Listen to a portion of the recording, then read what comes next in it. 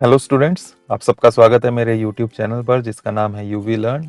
आज हम class 7 science का चैप्टर नंबर 1 जो हमने पढ़ा था न्यूट्रिशन इन प्लांट्स, उसके क्वेश्चन आंसर्स करेंगे।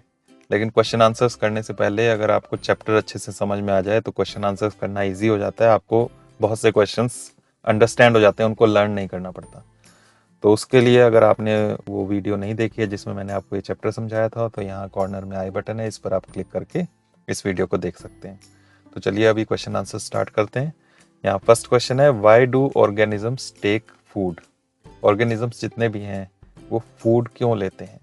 तो फूड क्यों लिया जाता है उसका आंसर आप लिखेंगे, organisms take food to get energy for growth and maintenance of their body.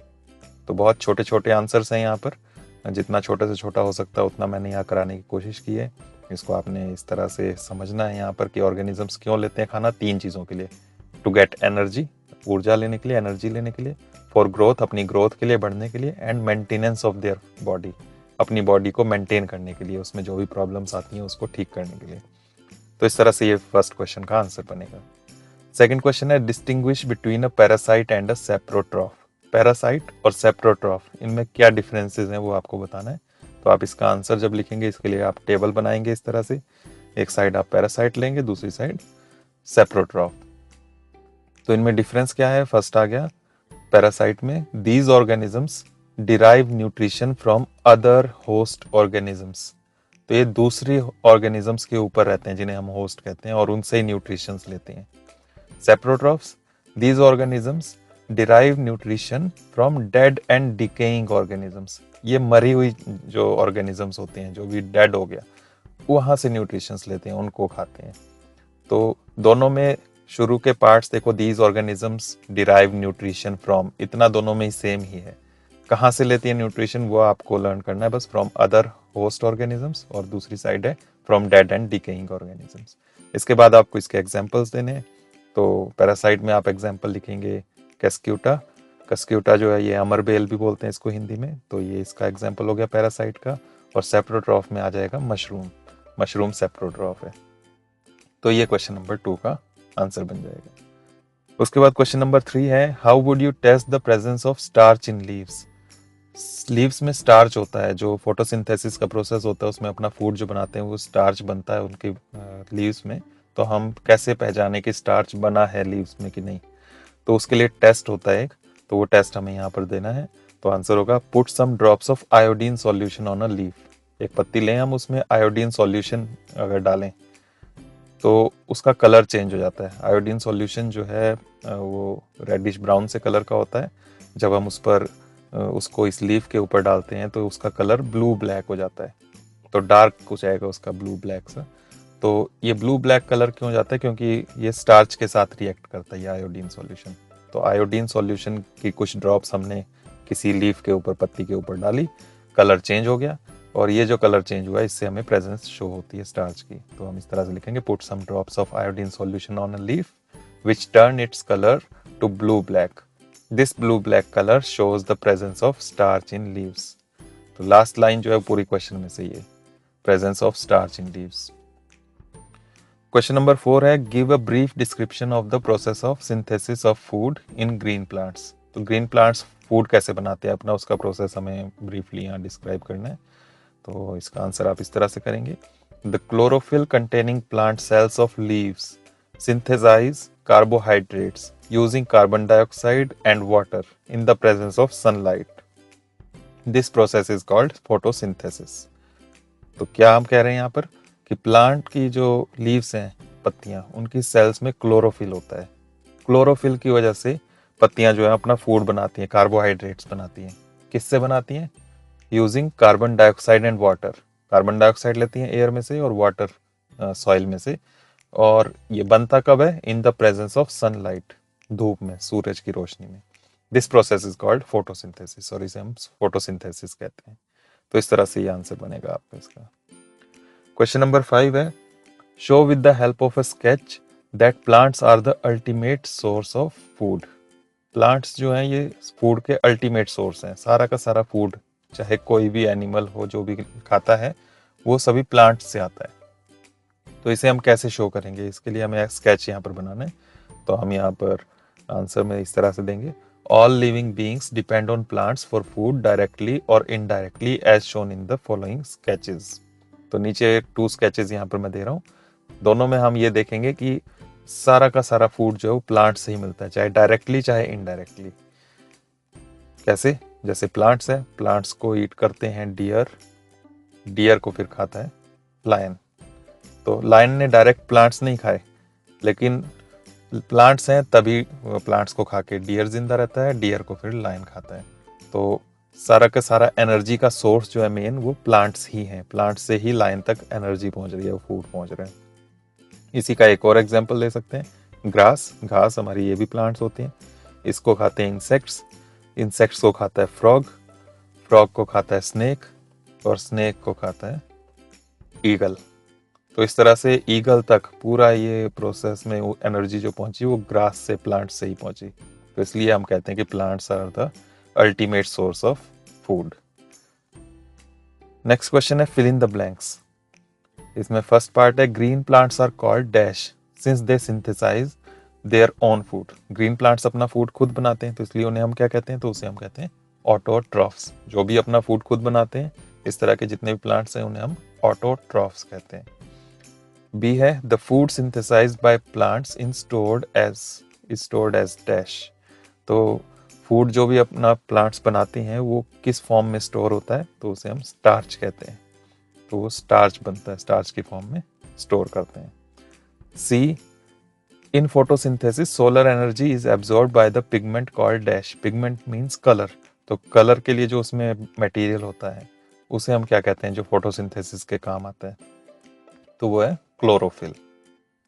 D during photosynthesis plants take in dash and release dash gas. तो कौन सी गैस लेते हैं वो फोटोसिंथेसिस के टाइम प्लांट्स? तो वो लेते हैं कार्बन डाइऑक्साइड, एंड रिलीज कौन सी गैस बाहर निकालते हैं एटमॉस्फेयर में? तो वो है ऑक्सीजन। तो इस तरह से आपके ये फिल इन द ब्लैंक्स होंगे। क्वेश्चन नंबर 7 है नेम द फॉलोइंग। अब इसका नाम बताना ये क्या चीज है। A parasitic plant with yellow slender and branched stem. तो पैरासाइटिक प्लांट है, ये पैरासाइट है जो दूसरे प्लांट्स के ऊपर रहता है, उसकी येलो स्लेंडर ब्रांच्ड स्टेम होती है। तो ये आ जाएगा कस्क्यूटा अमरबेल, जिसकी बात हमने पहले भी की थी। सेकंड है यहाँ पर इसी का part, a plant that is partially autotrophic. एक ऐसे प्लांट का नाम बताना जो पार्शियली ऑटोट्रॉफिक है, मतलब अपना खाना खुद भी बना लेता है, लेकिन दूसरे जो एनिमल्स, दूसरे प्लांट्स होते हैं उन पर भी जिंदा रहता है, इस तरह का कोई।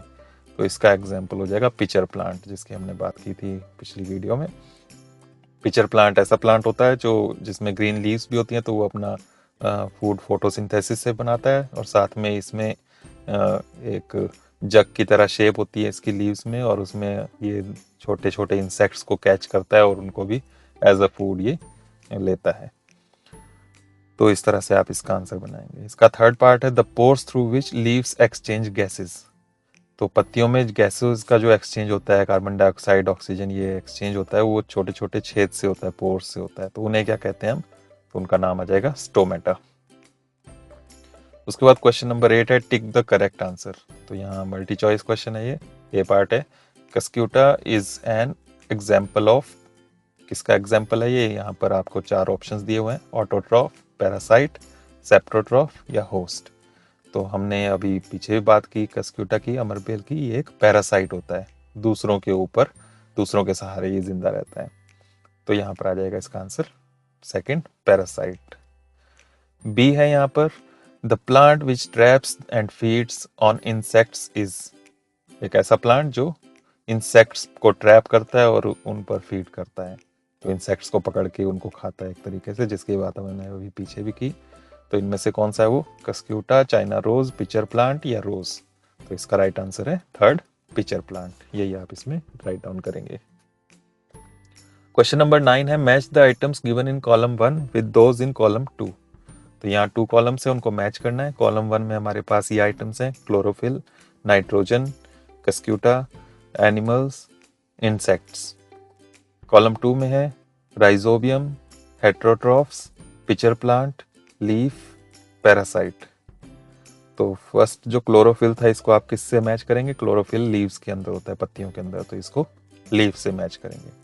नाइट्रोजन, नाइट्रोजन एटमॉस्फेयर में एक गैस होती है, इसकी फिक्सेशन जो है सॉइल के अंदर, पौधों को ज़रूरत होती है नाइट्रोजन की, लेकिन डायरेक्ट वो एटमॉस्फेयर से नहीं ले सकते, उसको फिक्स करना पड़ता है सॉइल के अंदर। तो वो बहुत छोटे छोटे माइक्रो ऑर्गेनिजम्स होते हैं जिनको हम राइजोबियम कहते हैं, तो वो करते हैं। तो नाइट्रोजन राइजोबियम के साथ आप मैच करेंगे इसको। कस्क्यूटा, कस्क्यूटा हमने पहले बात की, ये एक पैरासाइट है। एनिमल्स, एनिमल्स जितने भी होते हैं वो प्लांट्स को खाते हैं या फिर एनिमल्स अदर एनिमल्स को खाते हैं, अपना फूड खुद नहीं बनाते। तो इस तरह के जितने भी होते हैं इनको हम, इस तरह के ऑर्गेनिजम्स को हेटेरोट्रॉफ्स कहते हैं। इंसेक्ट्स, इसका एक ही बचा, इंसेक्ट्स को कौन खाता है, कौन सा प्लांट, तो वो है पिचर प्लांट। तो इस तरह से आप इसको मैच करेंगे। उसके बाद क्वेश्चन नंबर 10 है, mark T if the statement is true and F if the statement is false. तो ट्रू फॉल्स बताना है, ट्रू के लिए आपने टी लिखना है, फॉल्स के लिए एफ लिखना है। फर्स्ट है यहाँ पर, carbon dioxide is released during photosynthesis. Photosynthesis के टाइम कार्बन डाइऑक्साइड रिलीज होती है।